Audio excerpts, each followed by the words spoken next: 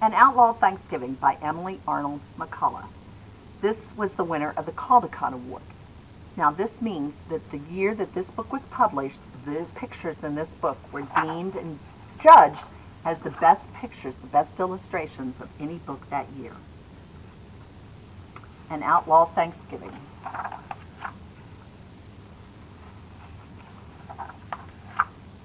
Okay, it's showing you where this is taking place, Clara's journey. Traveling from Omaha all the way out to Sacramento. The Chicago and Rock Island Express roared into Omaha, Nebraska one November day in 1896. Clara Mahler was the first one off, eager for a gulp of fresh air after 2 days in the city rail car. Clara and her mother had come halfway on a journey that had begun in New York State. The day after tomorrow, they would meet Papa in Utah and go on to a new life in California. Her mother hurried into the station to freshen up. Clara set off to explore. "Keep your eyes peeled, coming west," Papa had written. "Out here, you never know what might happen." She heard a hubbub of strange languages and accents. Immigrants and roughnecks rubbed down elbows with travelers in fine clothing. Clara spotted a poster on one wall. Pinkerton's National Detective Agency wanted $4,000 reward for train robbery, cattle rustling, bank robbery. Robert Leroy Parker, also alias Butch Cassidy.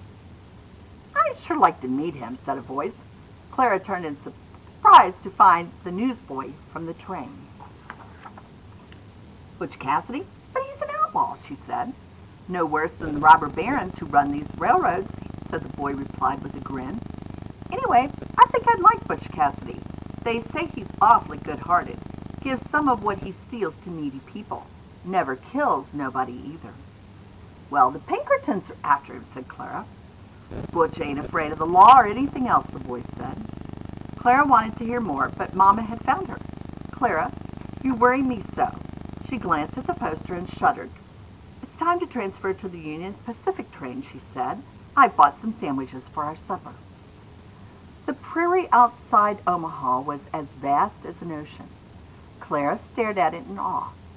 To stretch her legs, she made her way to the water cooler. Other people drank from the cup the railroad put out, but Mama insisted Clara use the cup she'd brought along. Mama worried about germs, strangers, and train wrecks.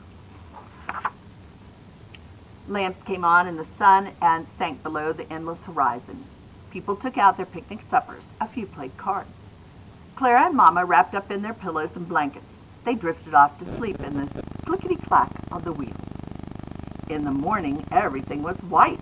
Snow fell in thick, charming flakes. "Snowed nearly all night," said the conductor. "We've lost some time." Mama fretted over that news. Across from him, a man was playing a card game. He looked over and said, "Hope they make it up. I've got a big Thanksgiving dinner to go to." "We'll be with Papa on Thanksgiving Day," Clara said. "We haven't seen him for months. He went to California to set up his new business." The man tipped his hat to Mama.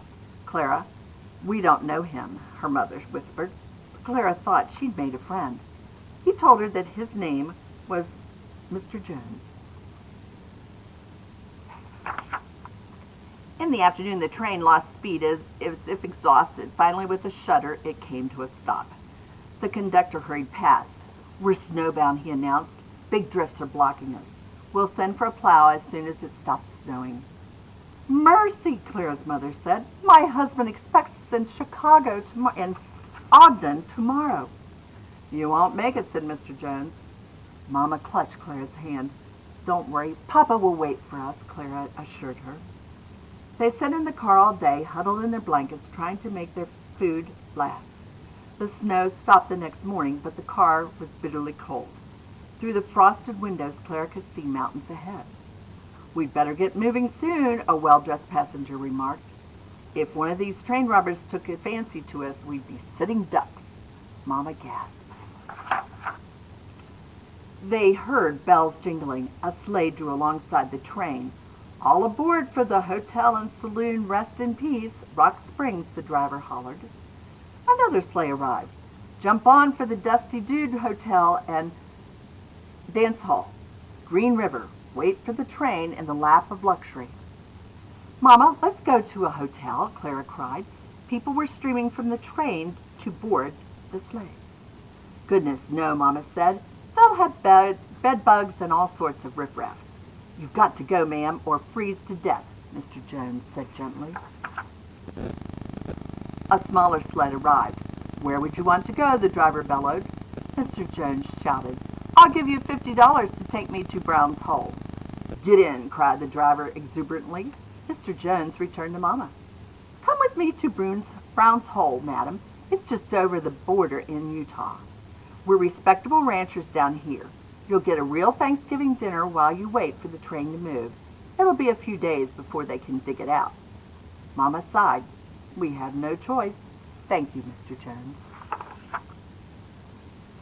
It seemed that they had traveled for hours when Mama called out, How much longer will it take to get to Brown's Hole, Mr. Jones? His voice trilled back to them. A day and a half, I reckon, just in time for our dinner. Mama turned white with shock, even to Clara, snow stinging her cheeks. It seemed Mr. Jones had played a terrible trick on them, but there was no way out of it now. The runners hissed and scraped. After darkness fell, they found themselves in a cabin where a gruff woman put them to bed. At dawn, she gave them coffee and biscuits before they set off again. At last, they emerged from a canyon into a wide valley. The sun warmed them as they pulled up to a log house where the dinner would be held. A man bounded out. Welcome to Brown's Hole, wayfarers, he said in a thick Scottish brogue. I'm John Garvey. Howdy, Jones. Didn't think you'd make it. We're all snowbound on the train, Mr. Jones said. He introduced Mom and Clara to Jarvey, the local storekeeper. You're brave pilgrims, Jarvey said to Mama, and you're just in time. Some of our old cowhands are giving a banquet tonight for the residents of Brown's Hole. People streamed from the house to see who had come. Let me introduce our host, said Jarvey. Ladies, meet Bill, Lola, Liza, Isam, Bob, and Harry. Clara was startled, sure she had seen one of these men somewhere before. Bob bowed low and kissed Mama's hand. The brooch is most becoming, ma'am, he said. Some refined manners, Mama whispered to Clara. He looks familiar, too, but I can't imagine where we would have met him. A woman in a silk dress switched up to them. I'm Anna Bassett. I'm famished, and I reckon you are, too, she said, opening the door. Inside were long tables set with gleaming china, silver, and crystal. My, Mama exclaimed. While Eliza passed the relish tray, John Jarvey took up an accordion. He played and the guests sang. Then you'll remember me. Anna Bassett delivered a short talk on the meaning of Thanksgiving. I coached her myself, Jarvis said. Bob and the other hosts retired to the kitchen and could be seen scooping food onto platters. Their voices carried into the room. You carve less.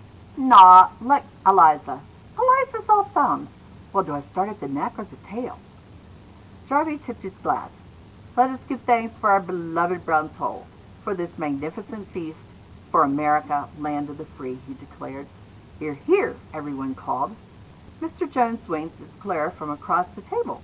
She felt as if he had led them into a dream, strange and familiar, all at the same time. Clara ate everything, oysters, cranberries, turkey with chestnut stuffing, mashed potatoes with ginger giblet gravy, sweet potatoes, cabbage, beets, beans, creamed peas, celery, pickled walnuts and sweet pickles, olives, fresh tomatoes on crisp lettuce, hot rolls and sweet butter, cheese, pumpkin pie, plum pudding, mince, and salted nuts. It was the biggest and the best meal she'd ever had. Bob hustled about, offering second helpings and thirds and even fourths. But when he ran out of coffee, Ism yelled, Ain't you never served a formal meal before? You probably pour from the right. Well, you know how sorry my aim is, Ism, Bob answered. The important thing is to hit the cup. Etiquette can put fear into the bravest man's heart, said Miss Bassett. Mama laughed with the rest, but Clara, staring at Bob, heard a sudden echo. He ain't afraid of the law or anything else. That face on the poster. Robert Leroy Parker. Bob was Butch Cassidy, and his friends, They must be outlaws, too. She glanced at Mama, who seemed to have forgotten all her worries. Clara must keep her from finding out they'd been led into a den of thieves. Poor Mama, she'd faint dead away if she knew. John Jarvie got out his fiddle and struck up Turkey in the Straw. People danced. Clara watched to see who Bob, Butch, would choose for a partner. He came straight to her. He bowed and said, "May I have this dance?" Clara stared at him. His blue eyes twinkled. She had to be brave for Mama's sake. "Mr. Cassidy, are you going to rob the train?" she blurted. Butch roared with laughter. "You saw right away that you were sharp," he said. "How did you know who I was?" "I saw your picture on a poster at the train station," Clara said. "Well, a poster don't tell the whole story of a man," Butch said. "We've all worked as cowhands before. These people have been good to us, and we just say giving thanks today." He winked. "We won't rob your train. I wouldn't want to scare your Mama after she's had such a good time." They danced a polka, whirling around the room until Clara was dizzy. The dancing lasted all night. At the end of the party, Butch Cassidy took Cassidy's hand and closed it around a brand new silver dollar. "Take this to remember the great Thanksgiving banquet at Brown's Hole," he said. The dollar was warm in her fist. She wondered how he'd gotten it. "Thank you," she said. "I will never spend it." Clara and Mama stayed with John Jarvie's family. 2 days later, a messenger arrived with word that the track had been cleared. Jarvie's mail sled took them back to the train. When they finally saw Papa, they poured out the story of their unexpected Thanksgiving feast. "Everyone made us feel so welcome," Mama told him. "I'm sure they did," Papa said. "People are like that out here. Well, I miss Thanksgiving, but I'm mighty thankful you're safely together." "So am I," Clara said. Should she tell Papa that they'd been guests of Butch Cassidy and a gang of outlaws? "I'll tell him when we get to California," she decided, "and I'll keep my eye peeled the rest of the way west. Out here, you never know what will happen next." There's her silver dollar. An Outlaw Thanksgiving by Emily Arnold McCully.